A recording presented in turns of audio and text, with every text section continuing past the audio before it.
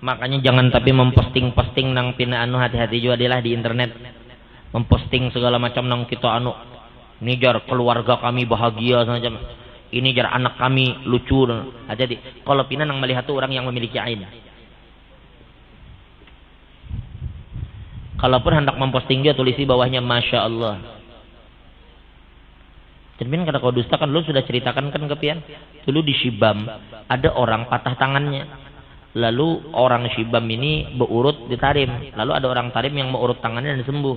Lalu orang Shibam bertanya, kemana jadi kamu urut tangan sampai berurut bisa sembuh? Jarang di Tarim. Hebatnya lah jarang di Tarim tuh tukang urut. Kada lawas berselang, tukang urutnya tuh patah tangan dan kada kau dikembalikan lagi. Itu namanya ain. Siapa nyupir jar si utuh?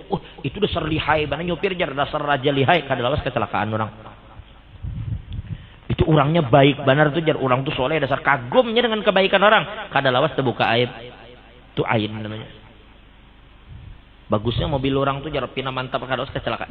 Jadi yang namanya ain itu boleh terjadi ketika kita melihat satu nikmat dan kita puji nikmat itu tapi kita lupa kepada yang memberi nikmat. Jadi setiap pian melihat satu nikmat biasakan membaca Masya Allah. Tuh kekanakan lucunya anak tuh jar pintarnya, jar lucunya, gemesnya, gemuknya. Kada lawas anak orang garing. Kada ada angin, kada ada hujan, garing anak orang. Itu bisa jadi karena ain. Maka Nabi katakan al-ainu hak ain itu benar. Dan ingatlah, yang paling banyak menyebabkan umat Nabi Muhammad mati itu ain. Ain itu banyak menyebabkan umat Nabi mati karena ain. Jadi sesuatu yang tampaknya seperti sakit tapi kada sakit sebenarnya. Nah jadi ruqyahnya diajarkan oleh guru-guru kita. Ulun diijazahkan oleh Habib Muhammad bin Saleh Attas. Ujar beliau baca semampu kalian. Kalau bisa banyak-banyak. Kalau kada 7 kali di waktu pagi, 7 kali di waktu petang. A'udzu bikalimatillahi tammah min kulli syaitanin wahammah wa min kulli ainin lamah. Bila kita hendak memasuki kampung-kampung orang nang kita kada tahu kayak apa penduduknya di situ. Mungkin penduduk-penduduk di situ memiliki ain yang kuat. Ain itu 2 penyebabnya, bisa kagum yang berlebihan atau dengki yang berlebihan. Orang yang dengki kepada kita itu bisa membahayakan kita juga, hati-hati. Wa min syarri hasidin idza hasad. Ulama mentafsirkan itu ain. Ulun pernah baca kalau tidak silap di kitab ini juga ada kitab pian cari namanya Tanwirus Sa'il fi halli asraril masail. Syekh Yusuf Khattar, kitab Tanwirus Sa'il. Di sini dijelaskan dengan detail tentang yang namanya ain, tentang yang namanya sihir dan fenomena kerasukan. Dijelaskan di kitab ini. Bagaimana pian berhadapan dengan orang yang begitu? Bagaimana membedakan orang yang kesurupan palsu atau nyata begitu saja. Nama kitabnya Tanwirus Sa'il. Dan yang kedua pian cari kitab namanya Dalilus Sa'ilin. Di situ pun diceritakan tentang masalah ain. Karena pian memperdalam masalah ain tadi.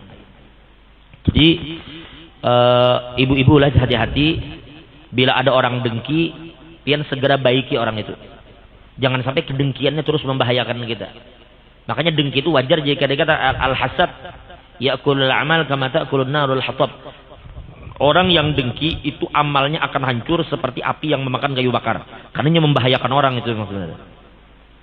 Di kitab ini dikatakan ketika orang dengki, nah ulun melihatilah guru subahan bisi handphone.